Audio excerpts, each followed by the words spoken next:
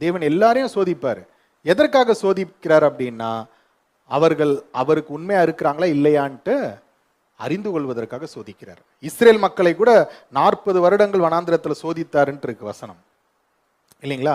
ஆனா அந்த 40 வருட அந்த பயணத்தில் அவங்க பொன்னாக விளங்கல இல்லைங்களா? மாறாக என்ன ஆயிட்டாங்க?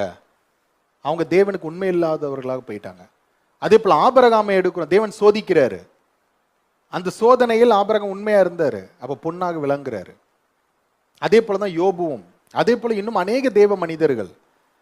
அப்போ இதை நாம் பார்க்கும் பொழுது என்ன தெரியுது அப்படின்னா, நம்முடைய இந்த கிறிஸ்துவ வாழ்க்கையில கூட பல சோதனைகள் நமக்கு வரதான் செய்யும்.